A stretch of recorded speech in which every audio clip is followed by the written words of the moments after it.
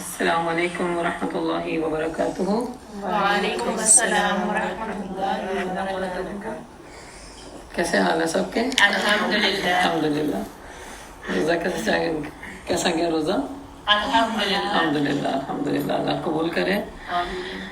تو انشاءاللہ تعالی الحمدللہ نحمده ونصلي على رسوله الكريم، اما بعد فاعوذ بالله السميع العليم من الشيطان الرجيم، بسم الله الرحمن الرحيم، رب اشرح لي صدري ويسر لي امري واحلل عقدة من لساني يفقهوا قولي واجعل لي وزيرا من اهلي، ربنا زدنا علما، اللهم فقهنا في الدين وعلمنا تأويل، رب يسر ولا تعسر وتمم بالخير وبك نستعين، اللهم إنا نسألك علما نافعا وعملا متقبلا ورزقا حلالا طيبا واسعا، اللهم أحسن عاقبتنا في الأمور كلها وأجرنا من خزي الدنيا وعذاب الآخرة، اللهم أرنا الحق حقا وارزقنا اتباعه وأرنا الباطل باطلا وارزقنا اجتنابه، آمین ثم آمین یا رب العالمین۔ ویلکم کرتی ہوں سب کو، اہلا و سہلا و مرحبا۔ یا رب بنا دے ہم سب کو اہل القرآن و اہل التقوی و مغفرہ، آمین۔ سورۃ السجدہ آیت نمبر 9۔ اعوذ باللہ من الشیطان الرجیم،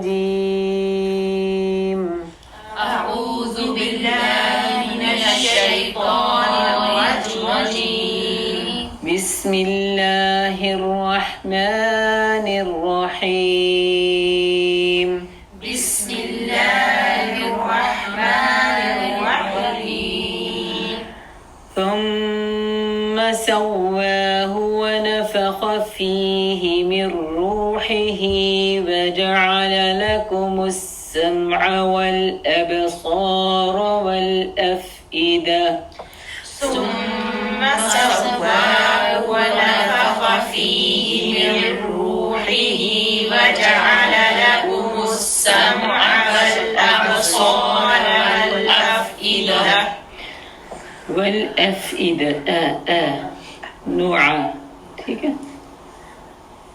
ثم سواه ونفخ فيه من روحه وجعل لكم السمع والأبصار والأفئدة، ثم سواه ونفخ فيه من روحه وجعل لكم السمع والأبصار والأفئدة۔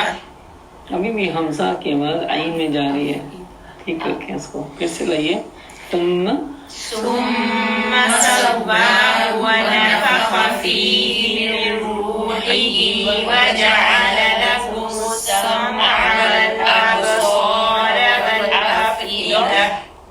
ر اور رو ابصار، ٹھیک ہے، پھر سے لائیے ایک دفعہ۔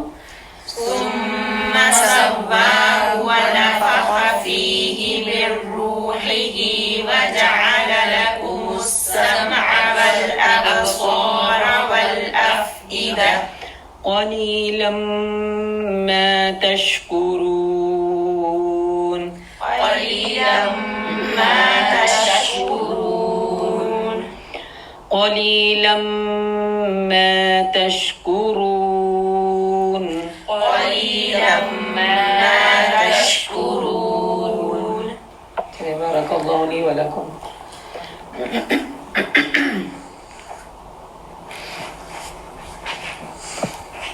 آٹھواں پارہ۔ جو شخص علم کے راستے میں نکلتا ہے جنت کا راستہ اس کے لیے آسان ہو جاتا ہے۔ علم کے لیے نکلنا حج کے برابر اجر رکھتا ہے، اللہ اکبر۔ ابو امامہ بیان کرتے ہیں، فرمایا نبی پاک صلی اللہ علیہ وسلم نے جو شخص صبح کے وقت اس لیے مسجد کی طرف نکلا کہ بھلائی سیکھے یا سکھائے تو اس کے لیے اسے حج ادا کرنے والے کے مثل اجر ہے۔ جس نے اپنا حج مکمل کر لیا، اور یہ صحیح روایت ہے۔ دیکھیں کچھ کام ایسے ہوتے ہیں جن کا اجر بڑے کاموں کے برابر ہوتا ہے، اور یہ اس کا مطلب ان چیزوں کو فائدہ ہر انسان کو مل سکتا ہے، کیونکہ حج تو مالدار پہ فرض ہے نا، تو مال نہیں ہے تو حج نہیں کر سکتا، تو ثواب سے محروم نہیں رہ سکتا۔ اللہ تعالیٰ کے نبی صلی اللہ علیہ وسلم نے ایسے انکریجمنٹ والے ہمیں باتیں بتائی ہیں، ہمارے حوصلوں کو بلند کیا ہوا ہے۔ تو یہاں سے پتہ چلتا ہے کہ جب علم سیکھنے سکھانے گھروں سے نکلتے ہیں، بھلائی کا علم خاص طور پہ، اور سب سے بڑی بھلائی قرآن ہے، قرآن کے ساتھ پھر اللہ سبحانہ تعالیٰ کے نبی صلی اللہ علیہ وسلم کی سیرہ ہے۔ دو چیزیں ہیں جو ہمیں مضبوطی سے پکڑ کے رکھنی ہیں جب تک کہ ہماری سانس میں سانس ہے۔ اللہ ہماری نفس کے شر سے اور شیطان کے شر سے ہمیں محفوظ فرمائے، اور ان دو چیزوں کو مضبوطی سے پکڑنے والا بنائے۔ اور جب سب لوگ حج نہیں کر پاتے تو کم از کم کیا ہے، شوق اور محبت اور لگن سے جب یہ سفر طے کرتے ہیں تو اس حج کا ثواب پا جاتے ہیں۔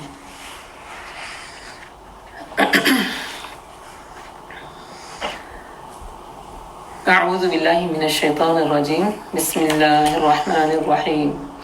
وَلَوْ أَنَّنَا نَزَّلْنَا إِلَيْهِمُ الْمَلَائِكَةَ وَكَلَّمَهُمُ الْمَوْتَى وَحَشَرْنَا عَلَيْهِمْ كُلَّ شَيْءٍ قُبُلًا مَا كَانُوا لِيُؤْمِنُوا إِلَّا أَن يَشَاءَ اللَّهُ وَلَكِنَّ أَكْثَرَهُمْ يَجْهَلُونَ۔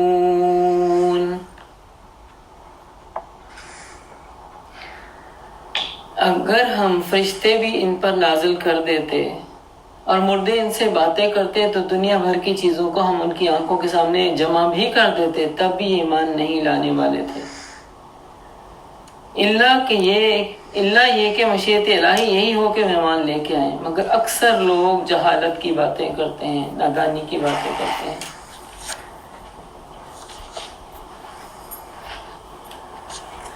جو لوگ تقدیر یعنی علم الہی میں شقی و بدبخت لکھے جا چکے ہیں، وہ کبھی بھی کسی صورت میں ایمان نہیں لاتے۔ یہ کیوں لکھے جا چکے ہیں؟ کیونکہ انہوں نے جہالت کے طریقوں کو اپنایا ہوا ہے۔ جہالت کے طریقوں پہ اپنانے کے بعد اس پہ پھر جمے ہوئے ہیں، اور اس جمنے کی وجہ کیا ہے؟ ضد اور عناد۔ جو سلیم الفطرت دل ہوتے ہیں وہ فراخی والے ہوتے ہیں، وہ حق کو جلدی قبول کرنے والے ہوتے ہیں، لیکن جو شقی مزاج دل ہوتے ہیں ان کے دلوں میں کیا ہے؟ کفر لگ جاتا ہے نا، تو ان کو پھر ہدایت نہیں ملتی، مگر یہ کہ الا ان یشاء اللہ، جس کو اللہ چاہے۔ بخاری و مسلم میں آتا ہے ما شاء اللہ کان وما کم یشاءکم، ما یشاء اللہ کان وما لم یشاء لم تکن ابدا، یعنی جو اللہ چاہتا ہے وہی ہو کر رہتا ہے، جو وہ نہیں چاہتا تو ہرگز نہیں ہوتا۔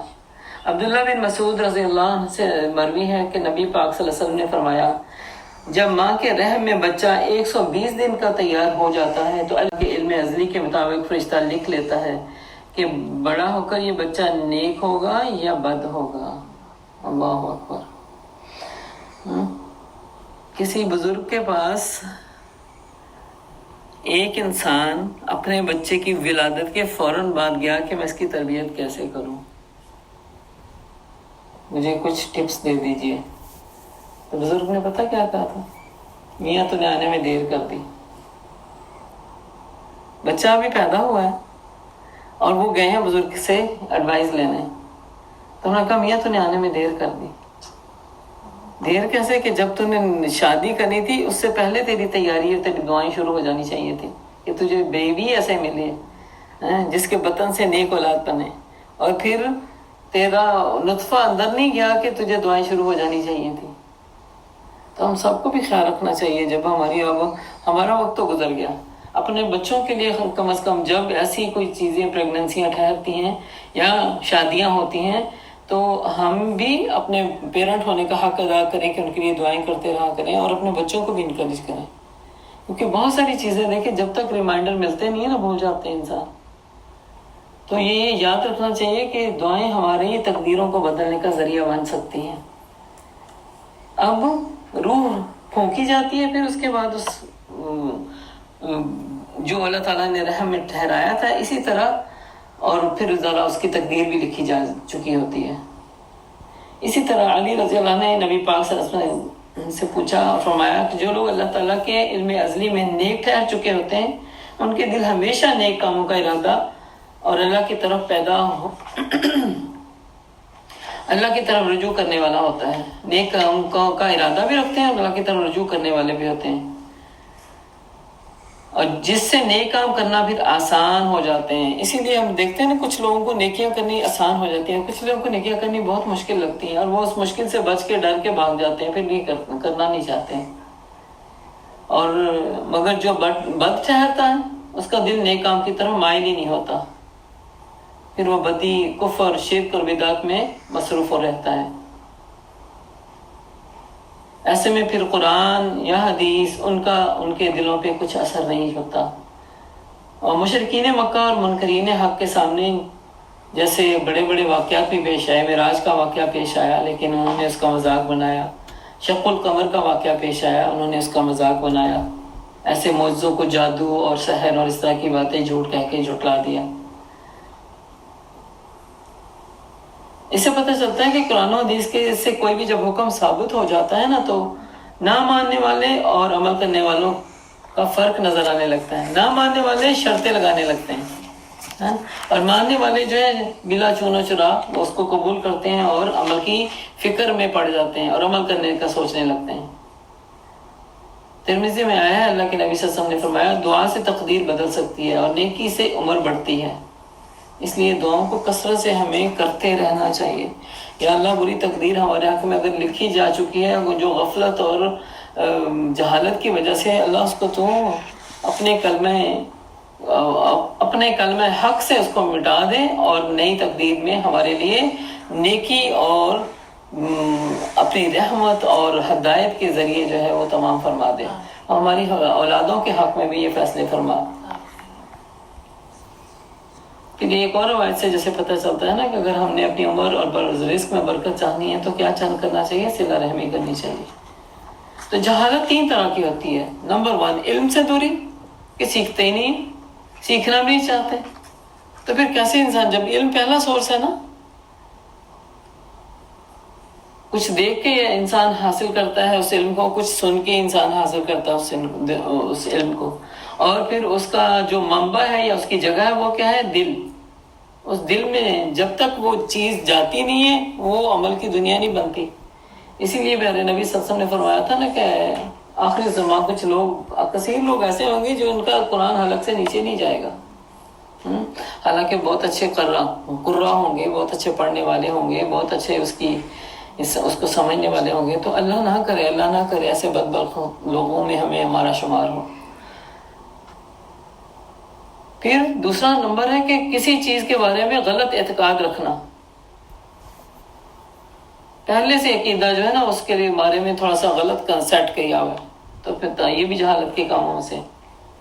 پھر کام کرنے کا حق ادا نہ کرنا، یہ بھی جہالت ہے. اور اس انکار کی وجہ سے پھر کیا ہوتا ہے؟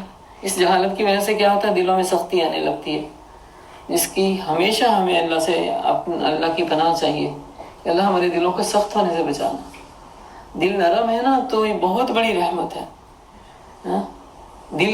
دل کی زمین زرخیز ہے تو ہم نے پڑھ کے آئے تھے نا کہ ثم قست قلوبہم والی آیتیں، کہ کچھ لوگوں کے دل سخت ہوتے ہیں لیکن کچھ لوگ ہوتے ہیں یتفجر منہ الانہار، ان پھٹ پڑتے ہیں جیسے نہریں پھٹتی ہیں. تو اللہ تعالیٰ ہمیں ہمارے دلوں کو نرم رکھے. دلی دعا ہے اللہ پاک ہمیں ہر شر سے محفوظ فرما، ہمارے نفس کے شر سے بھی محفوظ فرما اور شیطان کے شر سے بھی محفوظ فرما. پھر بدبختی کی علامات ہوتی ہیں کچھ. وہ کیا ہوتا ہے کہ بے حسی آنے لگتی ہے. حق کو جان کے بھی نہیں ماننا، یہ بے حسی کی علامت ہوتی ہے کہ حق سمجھ تو آ گیا مگر عمل کرنے کے لیے اس کے لیے آپ انکریج نہیں فیل کر رہے، تو بے حسی کا آ جانا دلوں پہ.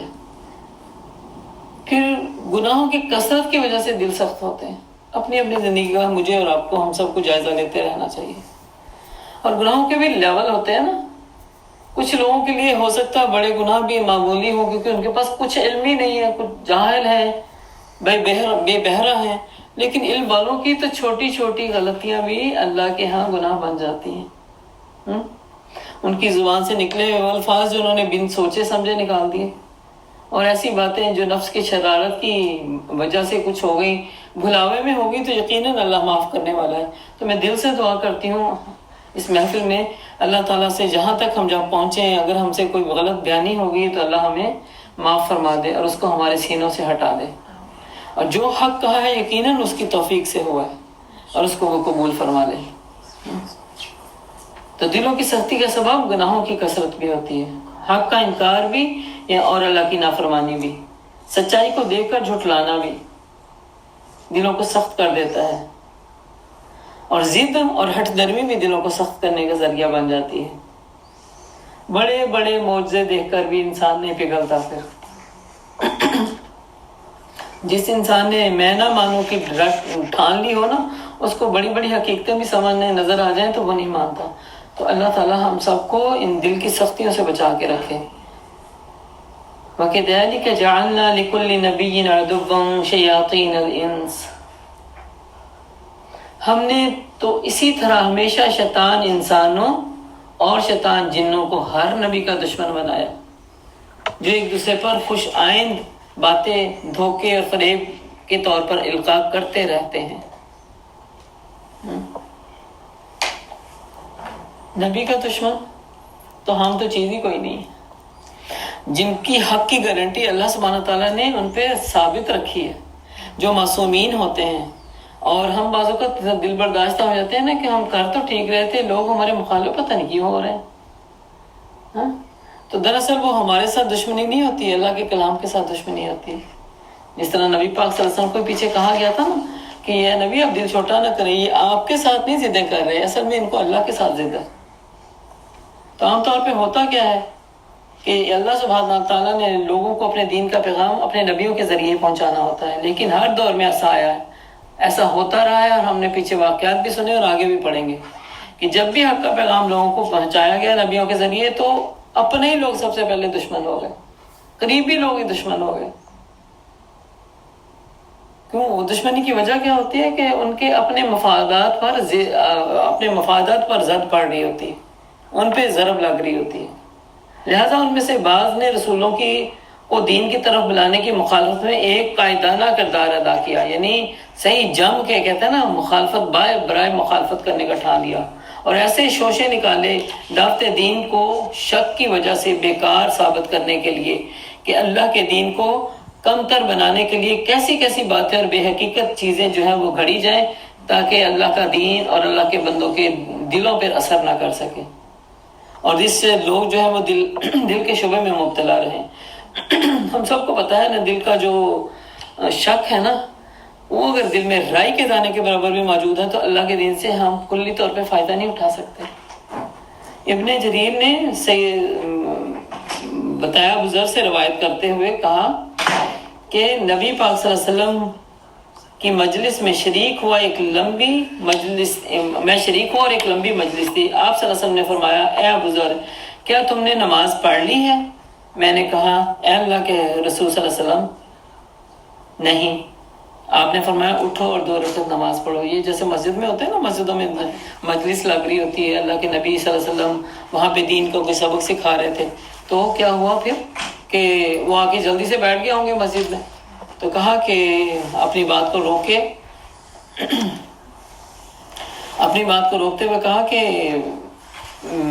ابو ذر، کیا تو نے نماز پڑھ لی ہے؟ تو انہوں نے کہا نہیں۔ کہا اٹھو اور 2 رکعت ہلکے پڑھ لو۔ پھر نماز پڑھ کر جب مجلس میں بیٹھے تو پھر آپ صلی اللہ علیہ وسلم نے پوچھا، ہے ابو ذر، تو نے جنوں انسان کے شیطانوں کے مقابلے میں اللہ کی پناہ مانگ لی ہے؟ میں نے کہا، اللہ کے رسول، انسانوں میں بھی کیا شیطان ہوتے ہیں؟ آپ صلی اللہ علیہ وسلم نے فرمایا، ہاں، وہ شیطان تو جنوں سے بھی برتر ہیں،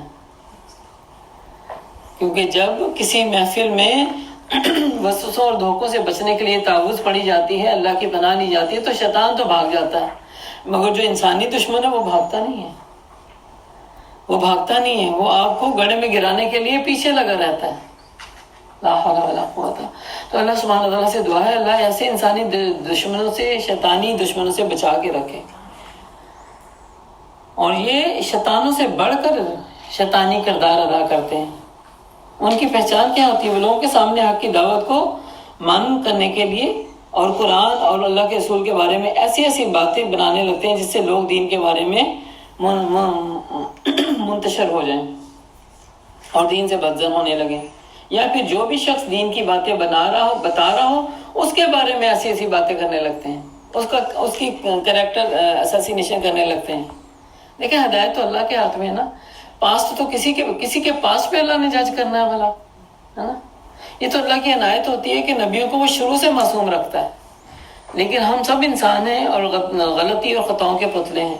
ہمارے ماضی کے اگر کوئی گناہ کسی کو پتہ ہو، جیسے کوئی زمانہ جاہلیت میں اگر کوئی سکارف نہیں لیتی تھی یا حلال حرام کا خیال نہیں رکھتے ہوئے ان کے گھروں کے کاروبار چل رہے تھے، دین کی سمجھ آئی تو یو ٹرن کی وجہ سے 99 ڈگری ان کا جو زاویہ بدل گیا۔ اب لوگ جو ہے ان کی بات کو سننے سے پہلے وہ ماضی یاد کرواتے ہیں، تو وہی ہے نا جو ننگے سر پھرا کرتی تھی، آج تو بڑی اللہ اللہ کرنے لگ گئی۔ تو اس طرح کر کے دیکھیں اب انجان لوگوں میں جن کے دلوں میں اثر بھی آ رہا ہو ایسی بات کوئی کر دے، اب وہ جو نئے نیو کمرز ہیں وہ تو سوچیں گے اچھا یہ تو لگتا ہے ہماری جیسی گناہ گار ہے، اور وہ بات کو کی سنجیدگی کو لیے بغیر وہ بھی کیا کرتے ہیں، کریکٹر کو چھاننے کی کوشش کرنے لگتے ہیں۔ تو ایسے انسانوں سے اللہ کی پناہ، ان کی زبان سے نکلی ہوئی بات کا پھر اثر نہیں لیتے جب ایسے انسانوں کے ہتھے کرتے ہیں جو شیطانی ہوتے ہیں۔ لیکن ساتھ یہ بھی بتا دیا کہ شیطان وسوسوں کا شکار وہی لوگ ہوتے ہیں جو دراصل اپنی خواہشات کا شکار ہوتے ہیں، جن کو یہ پہلے سے پتہ ہوتا ہے کہ دین جو ہے نا وہ خواہشات کو اتنا بڑا معبود بنایا ہوا ہے کہ دین پہ چلنا ہمارے لیے ممکن نہیں ہے، تو وہ راہ فرار کے لیے بس کوئی سہارا چاہیے بس۔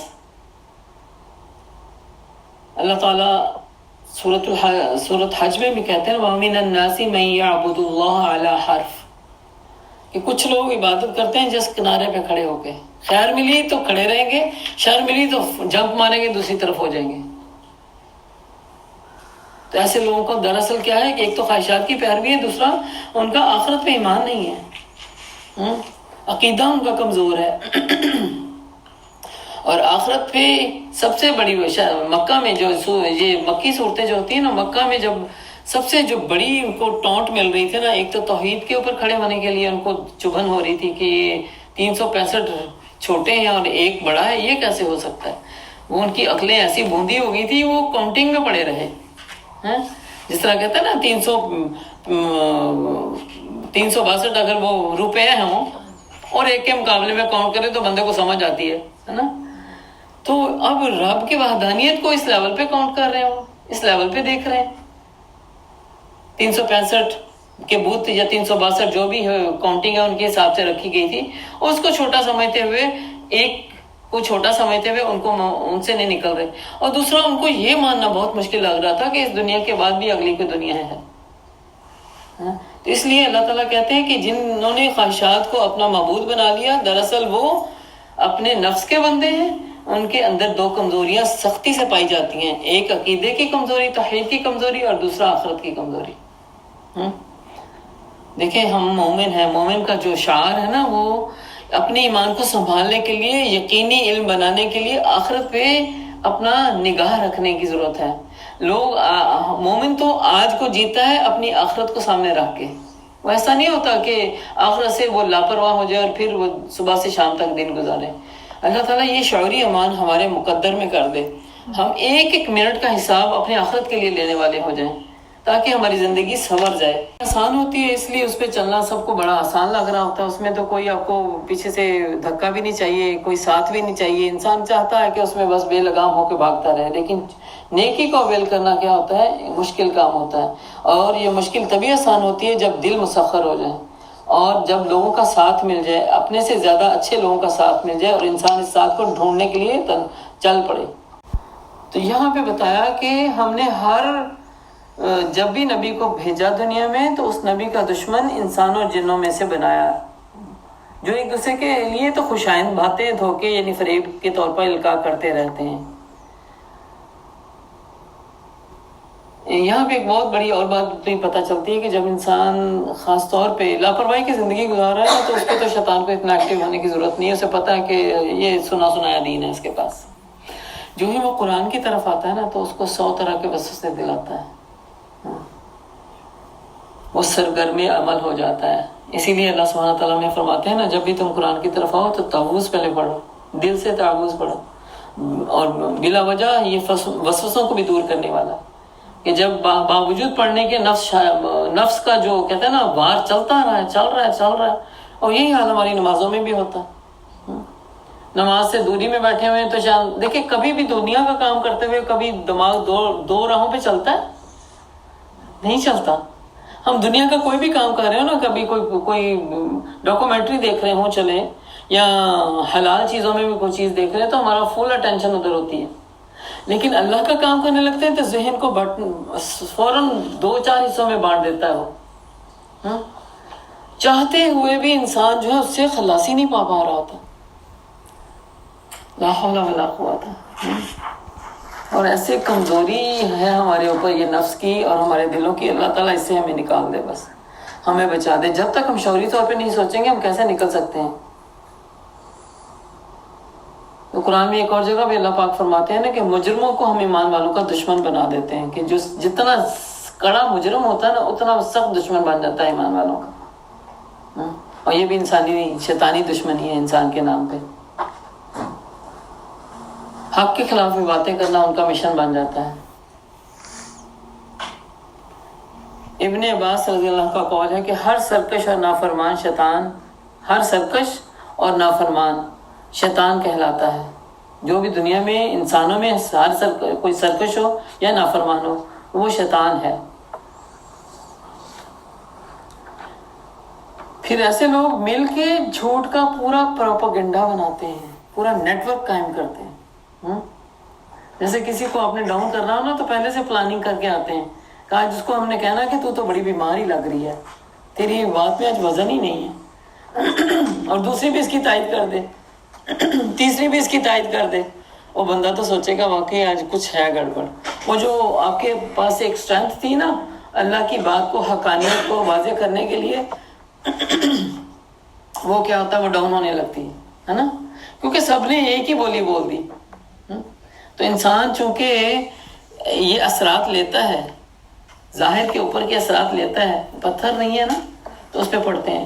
تو اچھا خاصا. اور ایک دوسرا کیریکٹر ہے کہ وہ آپ تھوڑے کو بھی اپریشیٹ کر کے بات کرتے ہیں. جیسے ہم نے اپنے بچوں کو انکریج کرنا ہوتا ہے, 100% تو نہیں وہ دے رہے ہوتے ہیں شروع میں. ہم کہتے ہیں well done, very well done, آپ نے جو کیا بہت بہتر کیا, اللہ آپ کو اس میں مزید ترقی دے.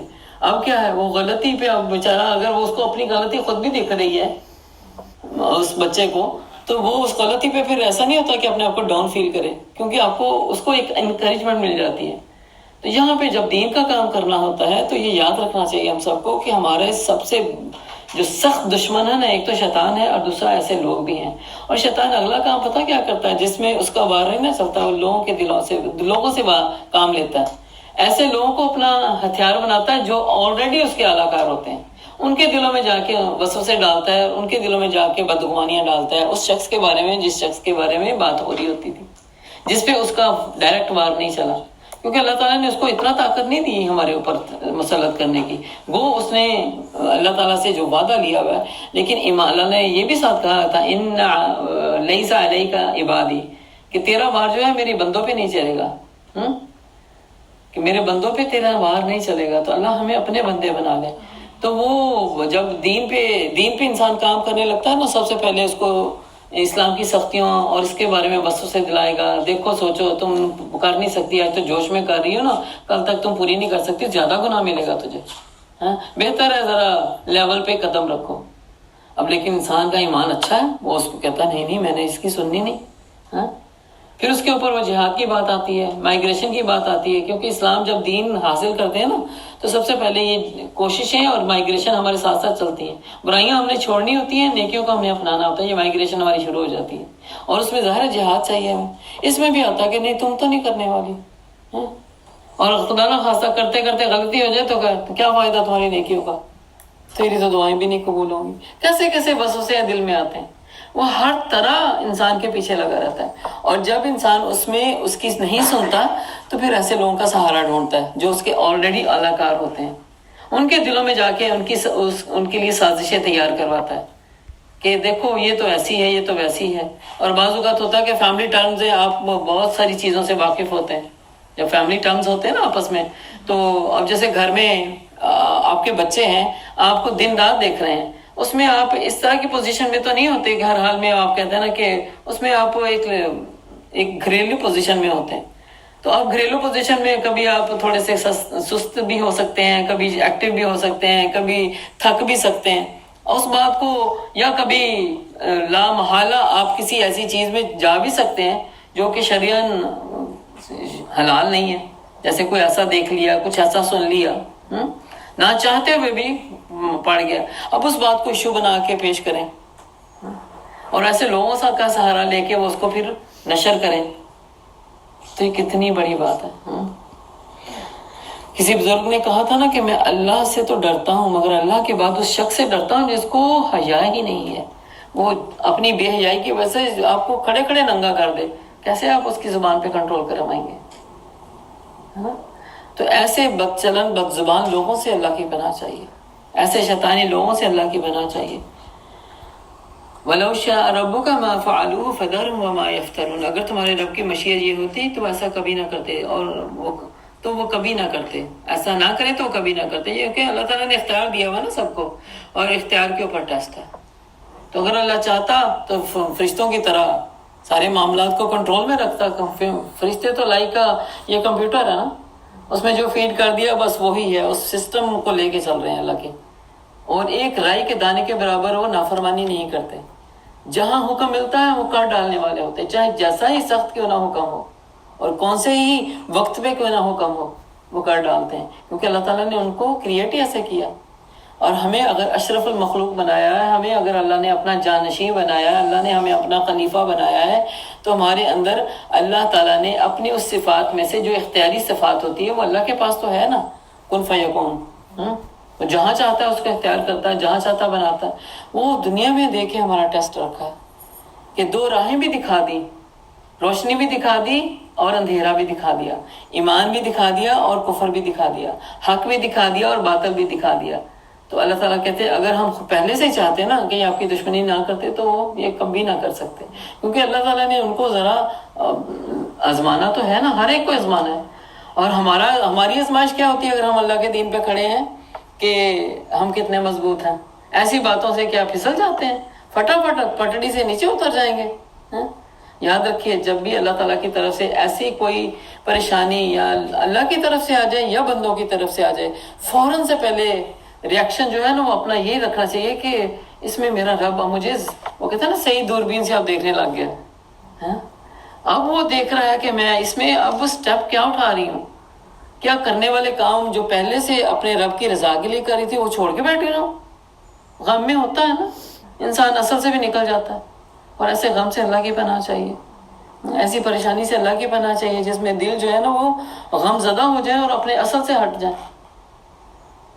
تو اس میں ایکٹیولی پھر رہ کے آپ انسان سوچتا ہے کہ نہیں اس وقت تو واقعی پہلے تو اللہ مجھے دیکھ رہا تھا، ہر حال میں دیکھ رہا تھا، لیکن اس وقت وہ شاید اپنے سارے فرشتوں کو لے کے مجھے واچ کر رہا ہے، کیونکہ اس وقت میں اس کی نظر میں خاص و خاص آ گئی ہوں۔ سیدنا بلال کی بات کو خاص یاد رکھنا چاہیے کہ اللہ کے نبی صلی اللہ علیہ وسلم نے ان کو پرمیشن بھی دی تھی کہ بلال اپنی جان کو بچانے کے لیے اگر کوئی کلمہ ناحق کہہ بھی دیتے ہو ان کی وجہ سے تو اللہ کی پکڑ سے محفوظ رہو گے، کیونکہ دل تیرا نہیں۔ تو انہوں نے کیا کہا تھا، نہیں اس وقت اللہ مجھے جانچنا تو چاہتا ہے، تو اللہ پاک یہ جو اسٹرینتھ ہے نا اللہ پاک ہم سب کو عطا کرے کہ ہم ہر حال میں اللہ والے بن جائیں۔ بس تم انہیں ان کے حال پہ چھوڑ دو کہ اپنی یہ افترا پردازیاں کرتے رہیں۔ اب ان کا جواب دیں گے، بحث کریں گے تو کیا ہوگا، وہ یہی تو چاہتے تھے، ہے نا۔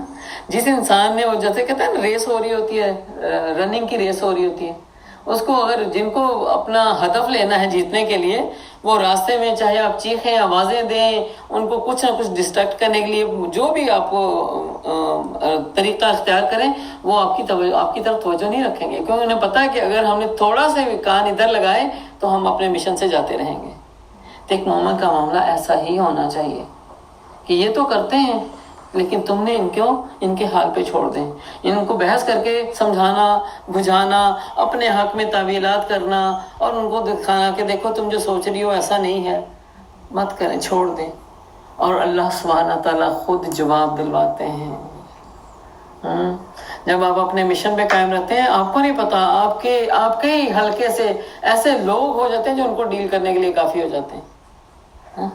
اور یہ سب سے بڑی مخلصانہ جو ہے نا فرینڈشپ ہوتی ہے۔ اللہ کے نبی صلی اللہ علیہ وسلم کو کبھی بھی ایسے لوگوں سے بحث کرنے کے لیے خود نہیں آگے آنے پڑا۔ سیدنا عمر جیسے لوگ موجود تھے جو ان کی ڈھارس تھے، سیدنا ابو حمزہ ان کے جیسے لوگ موجود تھے ان کے پاس جو ان کا جواب دینے کے لیے خود کافی تھے۔ تو اللہ تعالیٰ جواب دلوا دیتا ہے بندوں سے۔ یہ سب کچھ انہیں اس لیے کرنے دے رہے ہیں کہ جو لوگ آخرت پر ایمان نہیں رکھتے اور ان کے دل اس خوشنما دھوکے کی طرف مائل ہیں اور وہ اس سے راضی ہو جائیں کہ ان برائیوں کا اکتساب کریں جن کا اکتساب وہ کرنا چاہتے ہیں۔ یاد رکھیں دین اسلام کانٹوں کی باڑ ہے، اس پہ چلنا بہت دل گردے کا کام ہے۔ یہ آسان بات نہیں ہے، آسان بات نہیں۔ اپنا آرام، اپنا چین، اپنی خوشی، اپنی مرضی، اپنی خواہشات، اپنا نفس، سب کچھ اللہ کے کنٹرول میں دینا پڑتا ہے۔ ربنا تقبل منا إنك أنت السميع العليم وتب علينا إنك أنت التواب الرحيم سبحانك اللهم وبحمدك نشهد أن لا إله إلا أنت نستغفرك ونتوب إليك السلام عليكم ورحمة الله وبركاته.